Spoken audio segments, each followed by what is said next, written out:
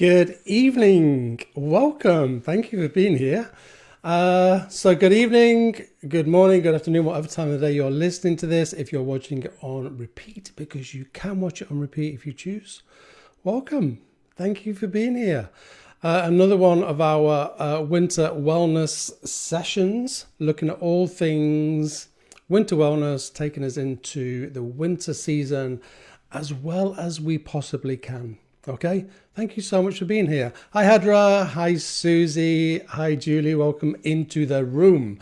So as always, I'm going to ask you to share. I'm going to assume, I haven't checked my sound, but I'm going to assume you can hear me.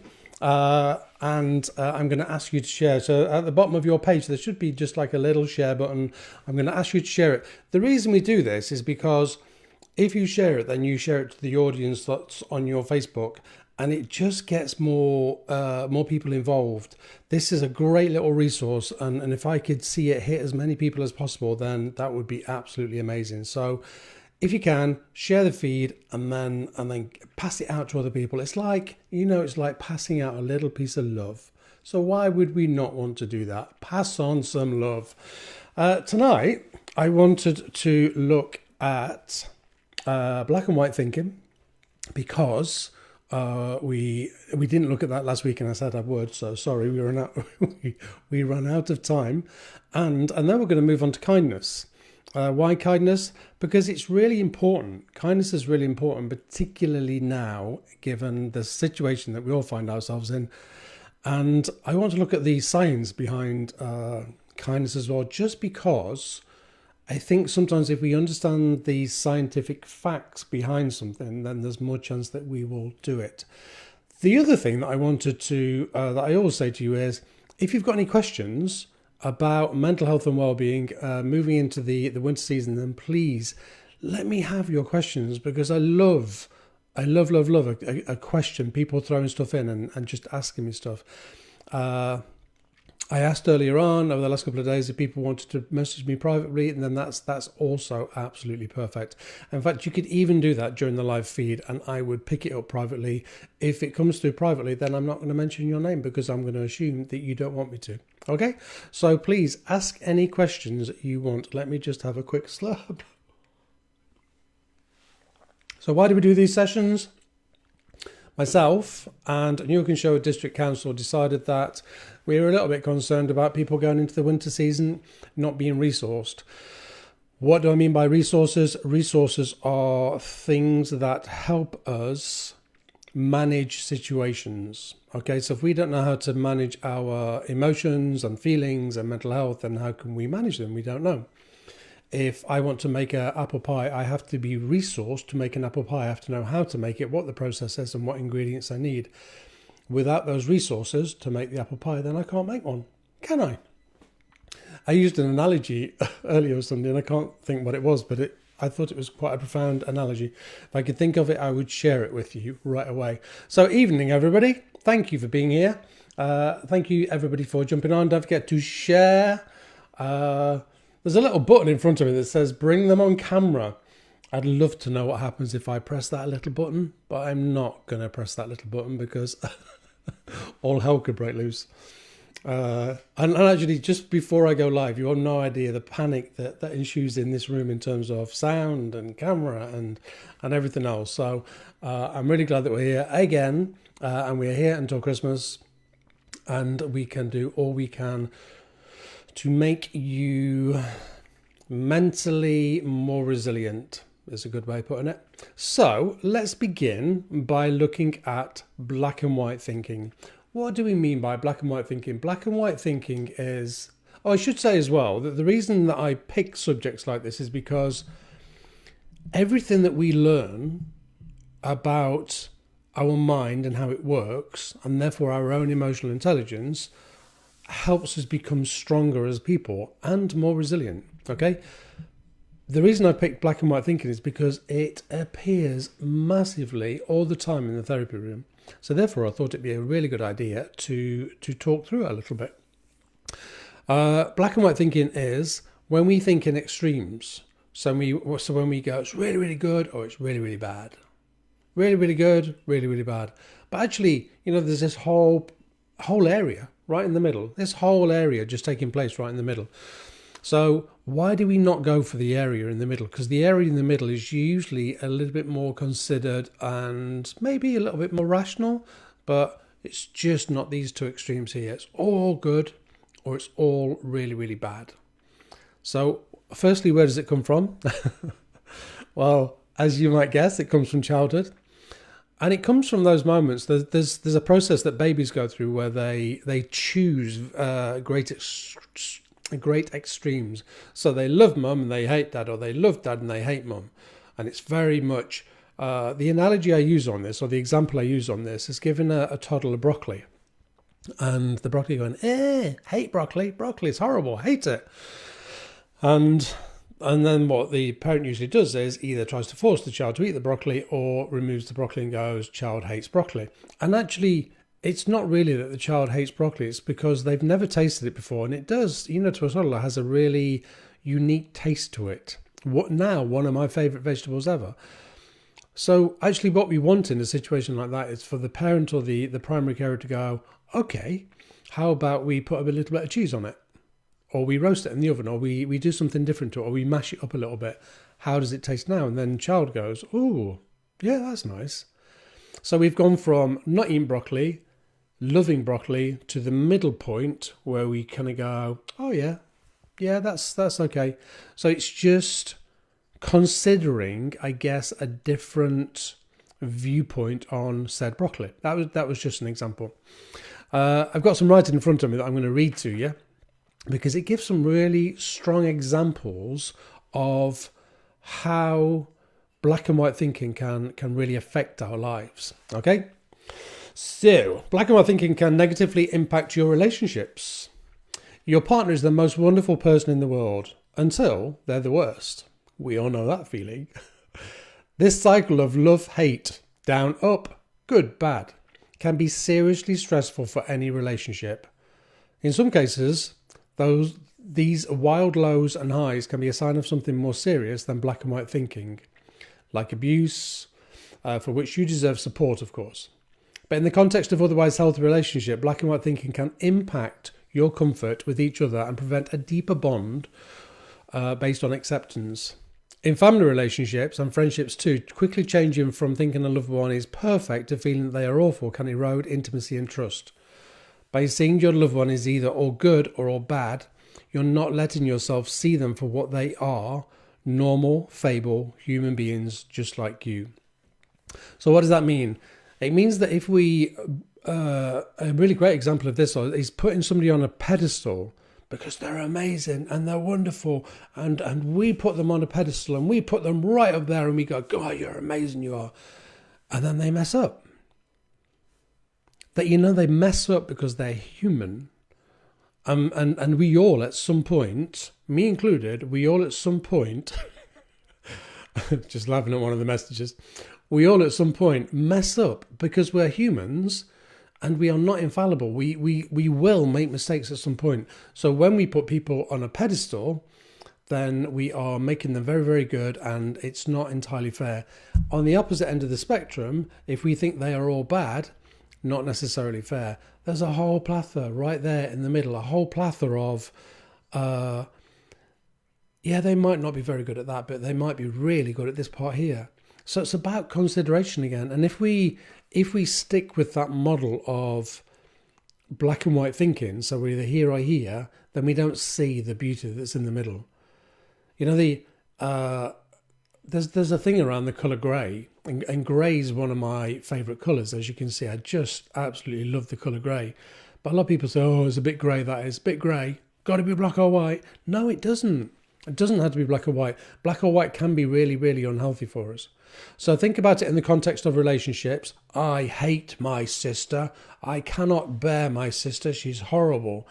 Whereas if we look at that in a more balanced view, then it might be, I don't like that about my sister, but actually I love this, and this. See the difference there. See the difference in thinking and how much healthier that is if we if we consider what actually they are good at, because I don't believe ever that anybody's all bad. Similarly, I don't believe that anybody that is all good. Do you know what I mean? I think we are all a mixture of very, very good things and sometimes not so good things. I was just looking to see if there were any questions in the feed before I continue. Don't forget, you can ask me anything you want. It has to be about mental health and well-being. I'm not going to tell you how to make an apple crumble, although I could, but I'm not going to tell you now how to make an apple crumble. Ask questions, because this is a little bit of resource right here. You've got somebody sat in front of you that has masses of experience around mental health and well-being.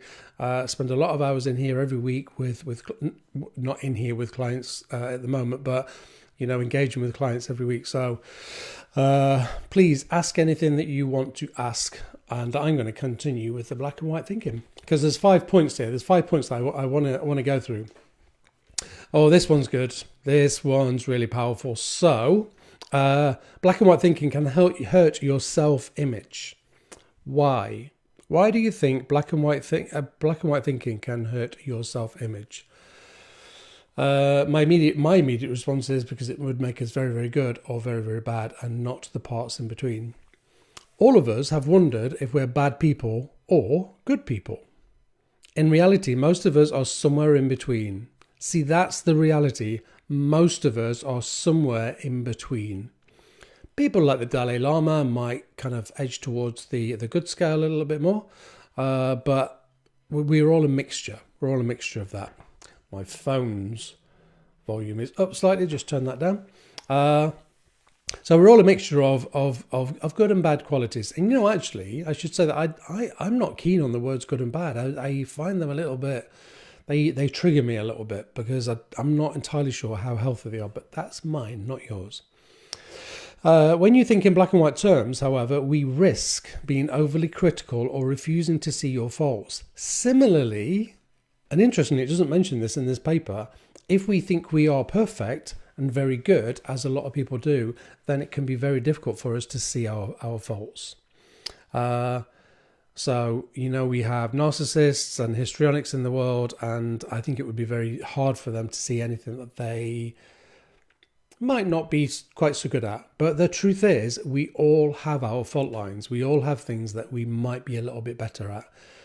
We all have things that would trip us up a little bit. So on that statement there, I would add in the second part. I'm just going to go to a question on the feed, because somebody's asked something, and as they come through, I'd quite like to dig in and answer. I'm going to go back to that one, Les Jones. Can you give some advice to people reference supporting feel-good hormones during the winter period? Actually, thank you for that question. It's a great question. But later on in this session, when we come to kindness, I'm going to really dig into that, because part of being kind to people really helps those feel-good hormones. The other things that give us feel-good hormones are achievements. Having some sort of drive or motivation or purpose. So if you are on furlough at the minute, then find something else to do. Don't take it as an extended holiday. Please don't do that. Find something else to do. Get involved with a charity, or get involved with some neighbours that need some help right now, because that can give us that feel-good factor. But we are going to dig into that a little bit later in terms of all of those things that make us feel good. And of course, get outside in the daylight. Please, I say this every week, please be outside in the daylight. Please take vitamin D at this time of year, because we are desperate for vitamin D. So please go and do that. Okay. The other question was, are black and white thoughts ever beneficial? I'm going to go straight in with an answer of no, I don't think they are. Honestly, I think it would be very uneducated of us to go, that's so bad. Actually, I'm going to correct myself. If God forbid an old lady was mugged, then yeah, I would say that was bad. So yeah, sometimes maybe it is. The Dalai Lama donates £10 million to the homeless. Then I'd say that was all good. So yeah, maybe sometimes, but on very, very rare occasions is what I'd say. The most of the time we want to be in the grey area, and we want to be considering and not making it all good or all bad. That part's really, really unhealthy for us. Okay? The last part about self-image was black and white thinking can make you hypersensitive to others' opinions, and make it difficult to accept criticism without deep insecurity. And that can prevent you from genuine growth and self-compassion. I love that little section there. And when I think about the work that I do in here, it's probably one of the most powerful areas that I work with when people start to doubt themselves. And a lot of it will come from like, well, I'm just bad, and nobody likes me, and everybody hates me, and all of that. I hear that an awful lot in this room. It's children in need tonight simply gives me the awareness of what we have to do to be grateful to others. I didn't know that. I didn't know it was children in need tonight. It's usually on a Friday. So children in need is a great example of giving and being kind to other people. But in terms of the question that came through earlier from Maria, just remember that it's about, when we look for the feel good and endorphins, it's about being outside, it's about being kind to other people, it's about all of those things. When you think about the list that I've just mentioned, it's nearly all to do with other people. Okay, what is my next section here? It can hold you back from success. It's going to go into imposter syndrome now, probably. Excuse my slurp. So, just to mention again, please, if you can, go to the bottom of your page and share this feed so as other people get the chance to tap into this as well. It can hold you back from success. Like all aspects of life, work can have its good days and its bad days. And many days that are somewhere in between. But if you think in black and white terms, it's easy to internalize every failure and have every unrealistic expectation of every success. As Tim Chavs writes for Forbes, black and white thinking is in our professional lives can make us abandon projects as mere bumps in the road due to the feeling that they are inevitably doomed to fail. When we acknowledge that our professional lives, like every aspect of a life, are complex and may have pluses and minuses, we enable ourselves to learn, grow towards success. So again, it's about not seeing a failure at work, or not failure. I don't like that word either. It feels too negative. It's about,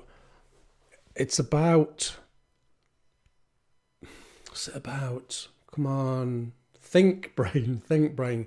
It's about consideration. It's about, it's about running a campaign at work and going, ooh, that wasn't quite so good, or that was bad, that was really bad. What can I do different? What we want to do there is go, what can I do differently? Because what we might do is we might go, that was really bad, I was rubbish at that, and then never do it again. And actually, it just might have needed a little bit of tweaking. You can say the same for cooking something in the kitchen and going, cooking something and then going, oh, that was really bad. I'm a rubbish cook. I'm a terrible and I'm a rubbish cook. So therefore, you dismiss all of your cooking abilities, and actually you might be a fantastic baker and you might be a really good cook. It's just that on that one recipe, you didn't get it quite right. So there, again, black and white thinking, not healthy for us. Really, it's really not a healthy place for us to be. Consider the grey areas in between. Okay? Don't forget, if you've got any questions, please send the questions in and I will do my best to answer. Black and white thinking, it literally can change how you feel. So, according to psychological research, thinking in binary terms, black and white, can actually change the way we perceive the world, effectively conditioning us to miss the nuance. I always say nuance is a word that I use when I talk about, it's always the tiny little things that we sometimes miss. So if we go back to cooking, and I don't know, you make a stew and you put 2 stock cubes in instead of 1, and then you go, I'm terrible at cooking because it was too salty and I got it all wrong and I'm absolutely rubbish and I'm terrible and I'm rubbish. No, you just put 2 stock cubes in instead of 1. You didn't read the recipe quite right, and therefore you made that little mistake. It's a tiny little mistake, you know. It's it's nothing, but is that reason enough to dismiss all of that area? And I'd love to think that if you're at work, or if you're in a relationship, and I don't know, somebody messes up at some point, or they do something that's not quite right, I would love to think that you would get another chance, and that person wouldn't dismiss. I do an awful lot of work in here as well. I know I talk about my work because that's my reference point. I do a lot of work in here with people that are struggling with relationships, and quite often I'm still working with them when they go into new relationships as we're trying to change some of their programming.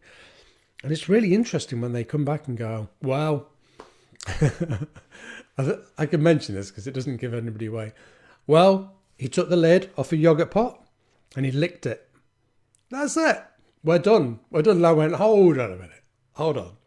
Tell me what you like about him. And I like this, and I like this, and I like this, and yada, yada, yada. But, he really did lick the lid off a yogurt pot. And so we're encouraging that. Come on, one thing. He likes to lick the lid off a yogurt pot, and that really disgusts you. So come on, let's think about that. And it was a really great example of then somebody going, okay. Yeah, okay, I'll probably forgive him for doing that, and then 6 months later they're in a happy relationship. Hopefully 3 years, 4 years down the line they're getting married. Do you know what I mean? But the yogurt pot lid licking could have completely floored it for that person. So it is really important that we think a little bit deeper and look for, like this little thing here said, look for the nuance. Everything is in the nuance. So, I'm going to go back to the feed because Maria has put something interesting. I don't know what that name is, Maria, so I'm not going to read it, but other people can read it. Says that it's not possible to think negatively if you practice recognizing gratitude, e.g., make a habit of writing the positive things at the end of each day. Do you have any other tips for changing neural pathways? I do, and I'm going to come straight in with this one. So what Maria's saying there is, and I think I've said this on here before, but this is one of those things that I would repeat because it's really important. Two sides of the brain, okay? Positive thinking, negative thinking. If I said this was negative, if I'm negative thinking, this one here, then this one has the blood flow. Biologically, this has the blood flow. If I start forcing my positive side to start engulfing, it needs blood. So it takes blood away from the negative side. So it can only ever be like that. That's what Maria's referring to there. It can only ever be like that. So how do we force the blood flow through? Through gratitude is one way, is by writing down 5 things every day that you're grateful for. You don't even have to write it down. You can just talk it. You can just say it in your head. This is a really cool little tip. And I've talked about butterfly tapping before, and I might have done this, I can't remember. Butterfly tapping is this. Arms on either shoulder, and we tap really slowly. There's different ways you can use the butterfly tap or the butterfly hug. But this way is about gratitude. So what I would ask you to do, every day you do this, is you tap really, really slowly. And then what you do is you think of 5 things that you're really grateful for. When I think of things that I'm really grateful for, I think about things like having a little bit of food in my cupboard. I think about having towels in my airing cupboard that I can dry myself with. I think about having hot water. I think about having a roof over my head, and I think about having a bed that I can sleep on. I don't think about the car outside, or the little bit of money I have in the bank, or the amazing relationship I have, or my beautiful little dog, or my beautiful daughter. I don't think about all of those things. I think about simple things, because again, it's in the nuance, and we miss the simple things that we have around us every day. And again, I work with a lot of people that might go, I haven't got anything to be grateful for. And then I might go, how did you get here today? Well, I drove in my car. Okay.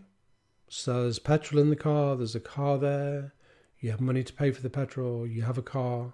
Yeah, but when we don't do buts. Whenever we do lists of gratitude, we do not do buts, we remove it entirely. So Maria, I hope that helps.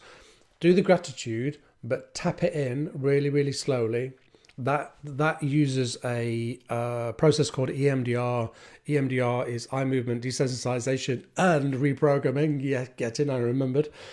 And what it does is it kind of activates both sides of the brain, because we are left and right hemisphere brained, and when we do that, we activate both sides, and then when we're doing the list of gratitude, it goes into both sides of the brain, or it goes into all of the brain. I'm not a neuroscientist, but I just know it helps install it. They call that an installation in EMDR. Okay, so thank you for that. Again, don't forget, please feed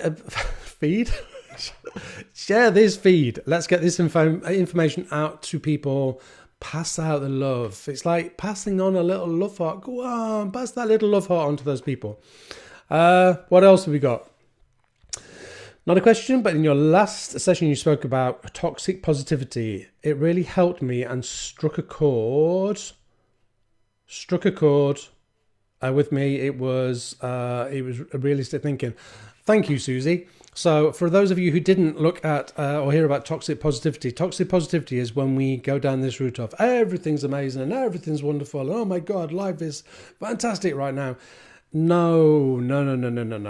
Because as much as I want to promote a positive thinking and a positive mindset, it has to be real. Yeah? When I get grateful because I have towels in the cupboard, that's real. When I get grateful because I have food in the cupboard, that's real. But when I start pretending, it becomes toxic. So that's what toxic positivity is. It's about keeping it real. I'm a realist, not a...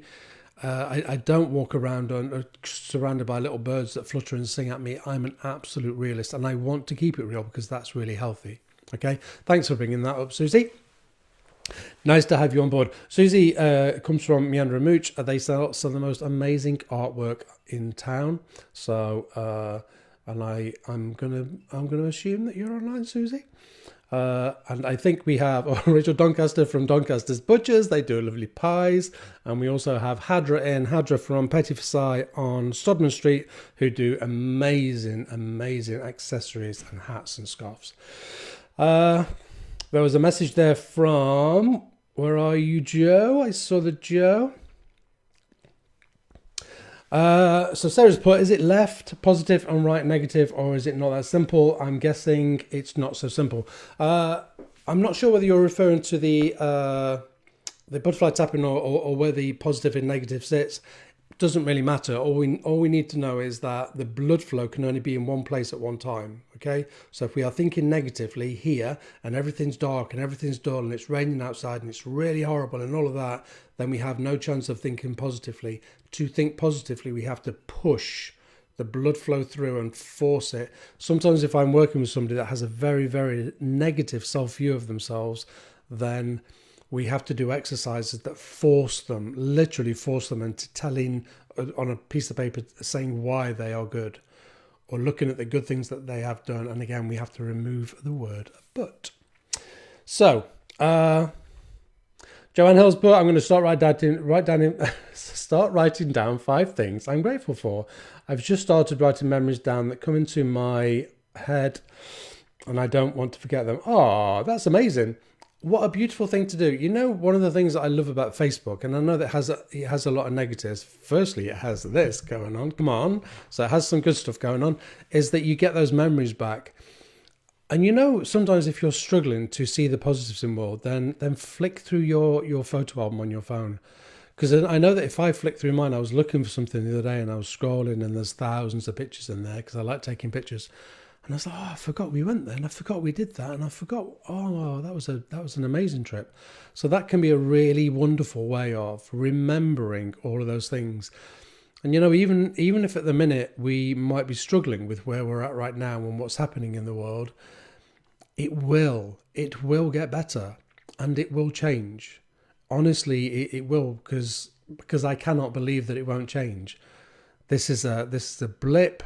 This is a moment in our lifetimes, and it will change and it will get better. Okay? So, that's a great question. So I'm going to go to that question again. Jilly has put, Kevin, how would you suggest we help people feel connected, help older people feel connected? I need to take a drink of tea. Sorry. Forgive me. I'm gonna mute you for a second. Somebody told me you could hear me swallowing, so I've muted you. Right. How would you suggest we help older people feel connected? Oh, Jilly, I'm going to assume that you mean in this disconnected world of ours as it is right now. It's really hard. See, I'm pausing. I immediately want to go digital. I immediately want to if you're local and you can go and see them outside their house, then go and do that and leave something on the doorstep, something sweet, something nice, something simple.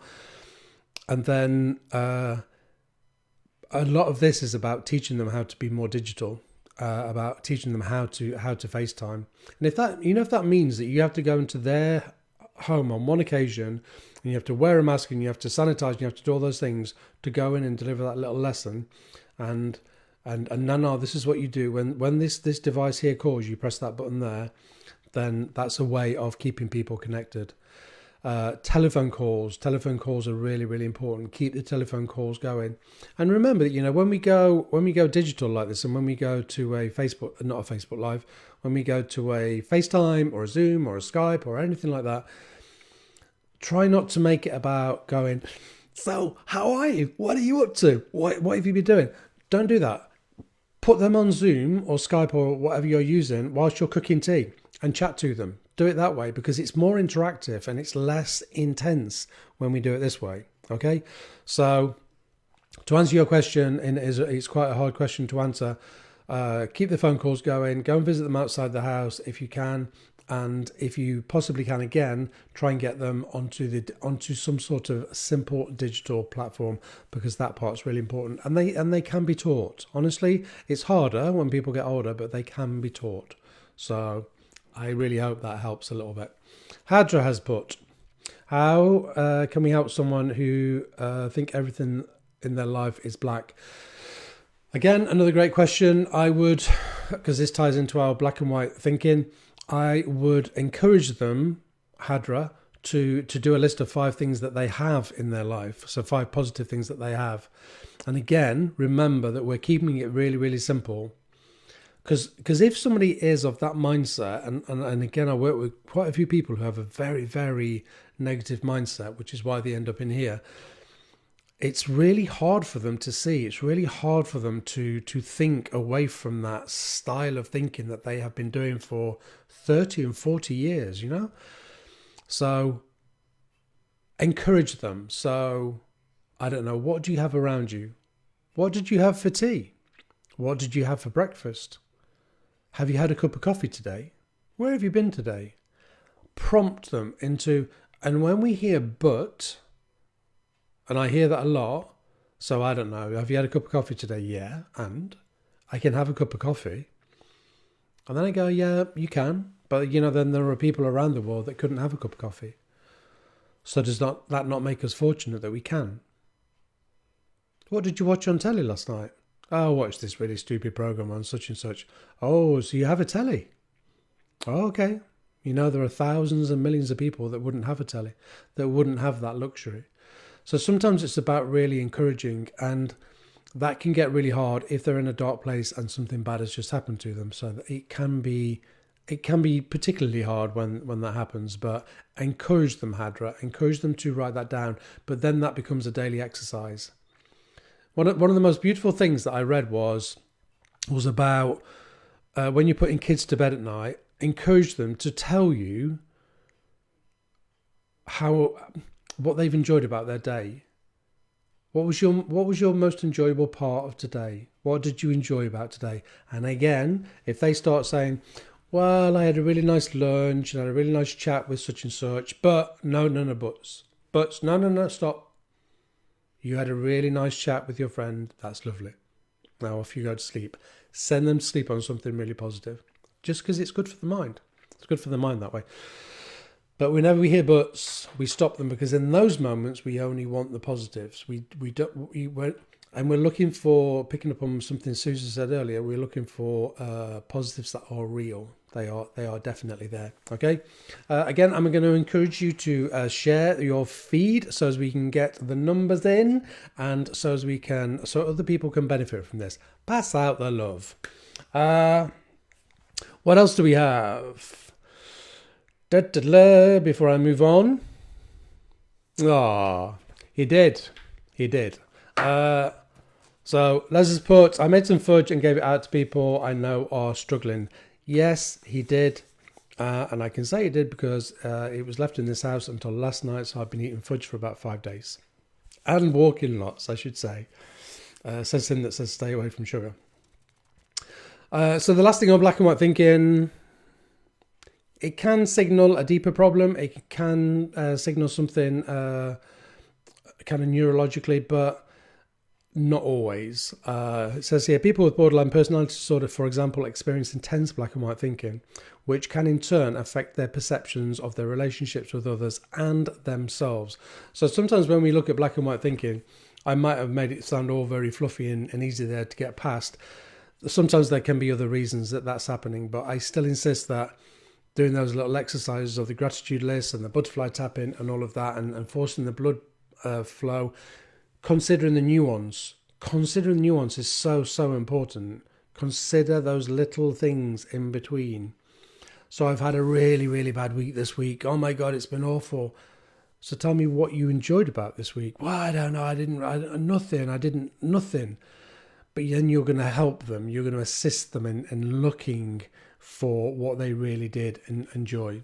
So Joanne Hills put, we do that at the dinner table. I think Joe's referring to talking about what you enjoyed about the day. Again, it just encourages, particularly in young people. So remember with young people that you are developing their kind of neuro pathways. You are developing the way that they are thinking and are going to be programmed moving forward. So to do that around the dinner table in a very natural, chatty way, amazing, absolutely amazing.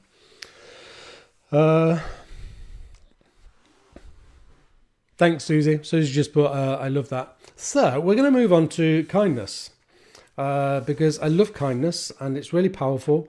And honestly, there's a lot of scientific evidence that being kind is really powerful for us. I remember a conversation that I had with a friend years and years and years ago, and the conversation was, do you think we can ever do any act that isn't selfless? And the answer we came up with was no. And actually, years and years later, I learned that scientifically the answer is no. There is always a payback to doing something nice for other people. So, it might not be that you do something for somebody else because you want the payback, because you want the endorphins, but you do it anyway. You do it because you love them, or because you're thinking about them, or because you saw something that they liked, and then you sent it off to them. It's not. I'm guessing somebody wouldn't do that because they go, I want to feel good about myself, but there is a scientific payback. So, the science bit, on a biological level, it is believed that the good feeling we get is due to elevated levels of the brain's natural versions of morphine and heroin, which we know as I can't say that word. Good grief. I'm not even going to spell it to you. And I'm not even going to attempt to say it. They cause elevated levels of dopamine in the brain, so we get a natural high, often referred to as a helper's high. This is the kind of high that we want to promote. Studies show that being kind makes you more energetic and increases our sense of self-worth. What's just popped into my head is sometimes if we are feeling particularly low and then we do an act of kindness, we might not get that rush of endorphin. We might not get that, but honestly, we have to believe that on some level, neurobiologically or physiologically, it is helping us in some way. Let me use myself as an example here. When when people go to the gym or they do exercise And people talk about that buzz they get when they go to the gym, and I come back and I was on a high and it was amazing. I don't get any of that. It literally, that has all bypassed me completely. What I do get on the other side is, if I don't get to the gym, if I don't go to the gym like now, then I know that my energy levels and my mood starts to drop. And I get a little bit grouchy, I get a little bit grumpy. Yes, I can be grouchy and grumpy. I know it's hard to believe, but I can, because I'm just human and I'm not infallible. So sometimes we might not get that rush, but honestly, somewhere inside, it will still be helping in some way. I don't get the rush when I go to the gym, but I know that if I don't go, then in reverse, I can start to feel not quite so good about myself. So don't always look for it. Just know or believe that it is happening. Okay, back to kindness. Acts of kindness are often accompanied by emotional warmth. Emotional warmth produces the hormone oxytocin in the brain and throughout the body. The science bit is oxytocin causes the release of a chemical called nitric oxide in blood vessels, so it's really scientific, which expands the blood vessels. This reduces blood pressure, and therefore oxytocin is known as a cardioprotective hormone because it protects the heart. Who would have known, right? This is why I love a bit of science. Who would have known that by doing something good or doing acts of kindness, that actually we would be lowering our own blood pressure, so therefore protecting our own heart. I am making a note to myself. I'm writing something down because, what's that? Because I want to do something on heart math. I might have mentioned it, but I really want to spend a lot of time looking at heart math because it's really, really powerful. So I've made a note to myself, and we're going to do that probably next week. So kindness is good for the heart. How amazing is that? It's good for the heart. Good grief. Go out, be kind to somebody. It's good for you. It's good for your heart. Kindness improves our mood. Not only does being kind help elevate our bad mood when we are stressed, it also helps us to experience more positive emotions. The science bit is research. Sorry, I have no idea what's wrong with my tongue tonight, but clearly it doesn't want to play. Research has shown that doing random acts of kindness triggers the release of serotonin, a neurotransmitter that plays a role in mood stability, and oxytocin, a hormone that makes us feel connected to other people. Combined, this has the effect of making you feel loved and emotionally stable when you are frequently kind to others. So, there's 5 of these. I'm going to go through all of them, and I'm hoping that after we've done this, that we're all going to go away and be really, really kind to other people. I love this one. I love this one at my age. Let me get comfortable for this one. Kindness slows aging. Aging on a biochemical level is a combination of many things, but 2 culprits that speed the process are free radicals and inflammation, both of which result from making unhealthy life choices. The science bit is research now shows that oxytocin that we produce through emotional warmth reduces levels of free radicals and inflammation in the cardiovascular system and slows aging at source. Get in! Incidentally, these 2 culprits also play a major role in heart disease. So this is also another good reason why kindness is so good for the heart.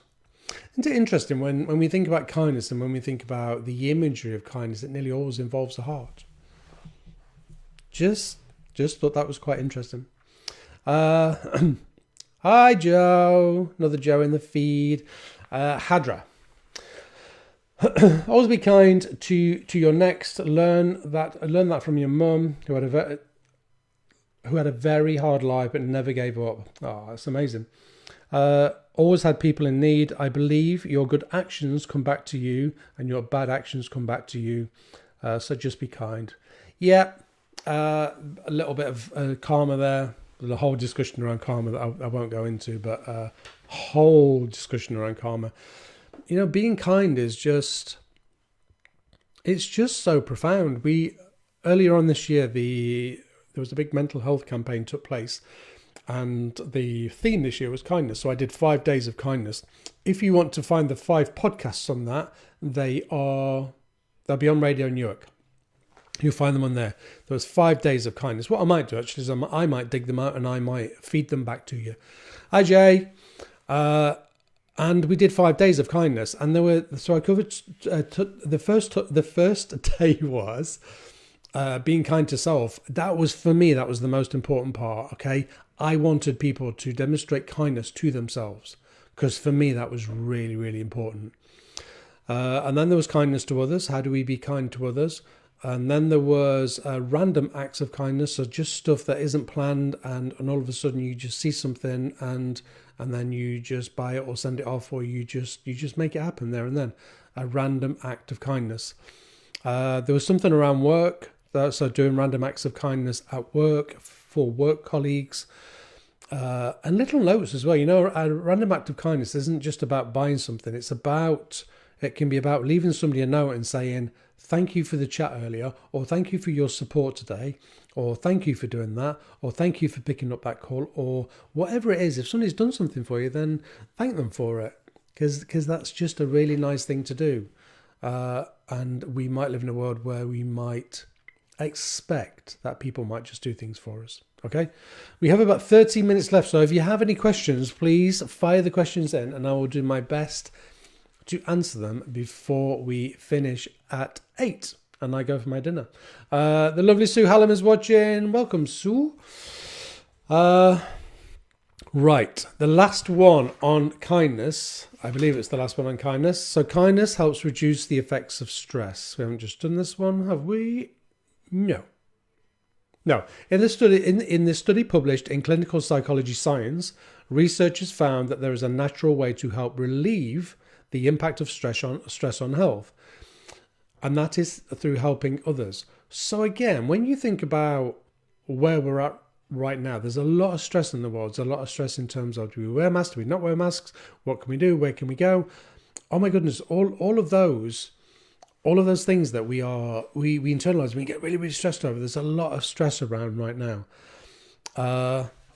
So the science bit is, let me just read something from the feed because something's just popped up.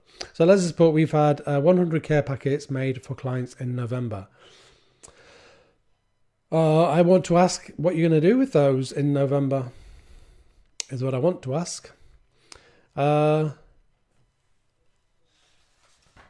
Somebody, I think I can say who it was actually. It was Hadra who on Halloween the other week bought us a box of chocolates, the most beautiful little chocolates, handmade by a local guy. I'm sorry I can't remember his name, but oh my goodness, the flavors were amazing. So little acts of kindness like that, I love it. I put a post on my feed last week. I mentioned it last week that somebody left a cake on the doorstep. Just such a beautiful thing to do. Do you know what I mean? Just like really, really thoughtful thing to do. So the science behind the effects of stress is, it's like that advert, isn't it, when it goes, and the science is. Researchers found that people who performed more acts of kindness throughout the day were less likely to report negative emotions. Ooh, powerful. However, during the days in which they were not able to perform kind acts, the participants reported a decrease in positive emotions in response to daily stresses. Ooh, interesting. So, that's why kindness is so good for us. It's not just because we think it looks good or because it's amazing. It literally has physiological effects on our body. Kindness slows aging. It affects it affects stress. Increases our levels of confidence. Good grief.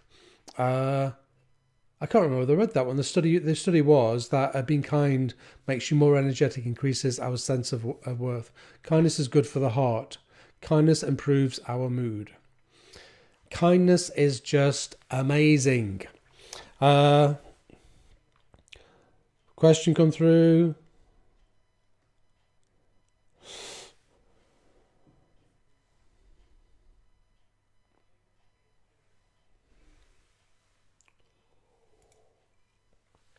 I'm just taking a slow. I just wanted to read that question. So it's from Hannah Paul. I'm sorry to be a pain, but can I ask about going back to my question about black and white thinking and being bipolar, please? I know someone who is, and I struggle with that, and I don't know how to help them. Oh, a great question. So if there is a diagnosis of bipolar, then there will be more happening neurologically than there would be with client A or B, for example. Okay, so therefore it gets a little bit more complicated. However, like I said before, I'm still pretty convinced that if you can, I mean, it depends on your experience, it depends on your training, Hannah, and it depends on how much resilience you have in terms of helping them. And also, just to pick you up on something you said, and you're not being a pain at all. I really value your question, so thank you for it. You're not being a pain, okay? For me, it's about trying everything we can. So sometimes when we're working with people, and there's a lot of people around in my world who naturally are just very, very, oh, it's raining outside again, and oh God, isn't it grey outside, all of that. And so if it's raining outside, I might go, oh, that's great. The grass is going to get watered. That's amazing. That's wonderful. Keep trying to gently draw out those positives. Not the positives, the part in the middle. Honest, Hannah, when I work with people in here sometimes, we can go through the same scenario time and time again. We can go through it 20 times and still the person that I'm working with might not see what I'm trying to say. And even though I might change my delivery, might change the analogy I use or the way that I'm talking about it, still they find it really, really hard to see that.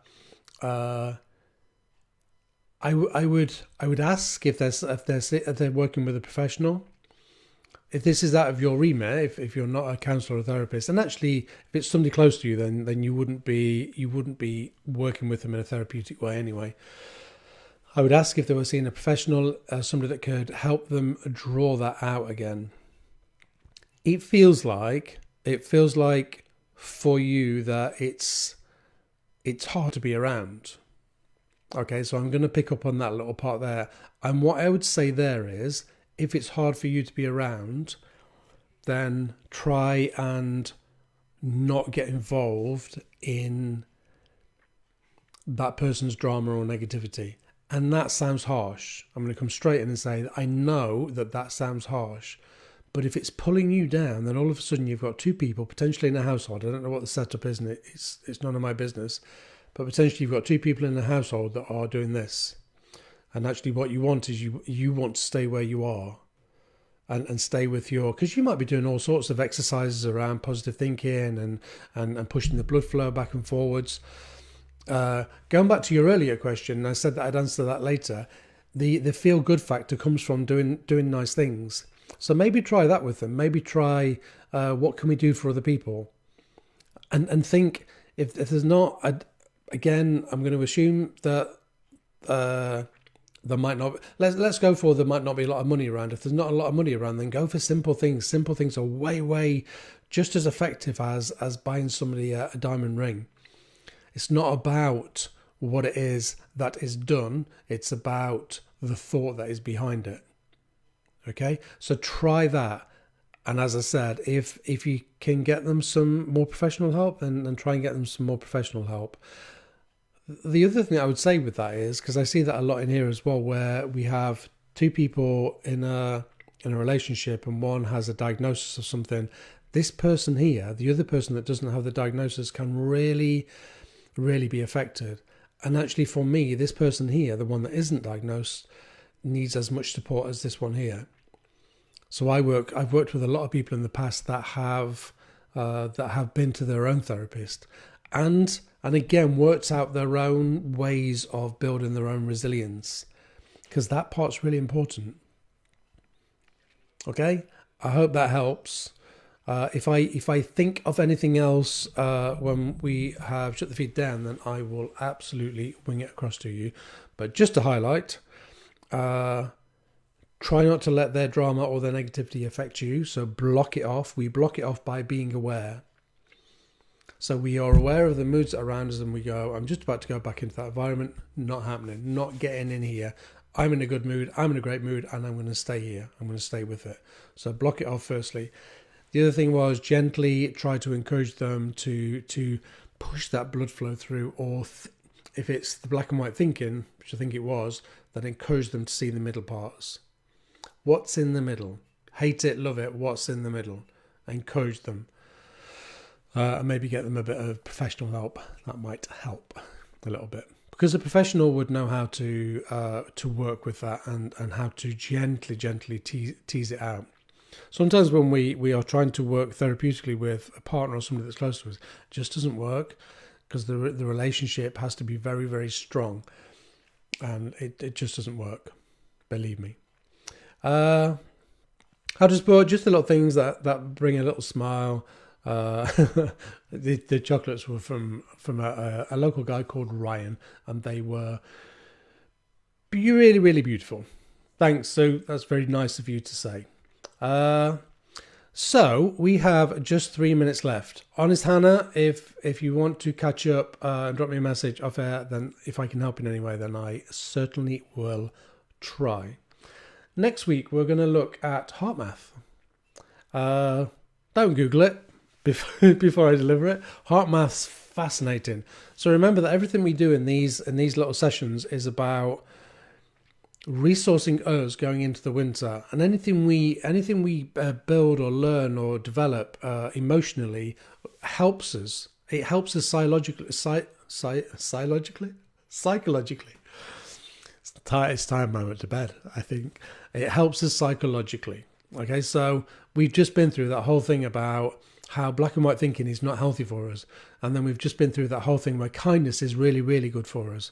So we get to choose how we think.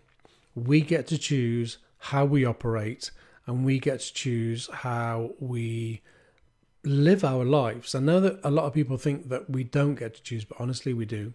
We really, really do get to choose. Everything is full of choices. Choices, for everybody that knows me, knows that is one of my favorite words of all time. Okay, so I am going to go in a moment. We will be back next week at 7 o'clock.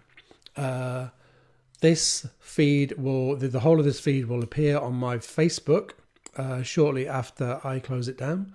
So please feel free to share that on. If you think this is a really good resource, then pass it on to other people and let them listen to it as well. It's an hour. It's like an hour's free therapy. This is. So pass it on to other people and pass it on and let's. It's like I said earlier, it's like passing on those little pockets of love. Pass on a love heart to somebody. Come on, let's do some good. In this time of ours that where we really, really need that. So I'm going to go. I'm going to go and get my dinner, which might have been made for me. We'll see. And I will see you next week at 7 p.m. Remember that I'm going to click that. Yeah, nothing's going to happen there.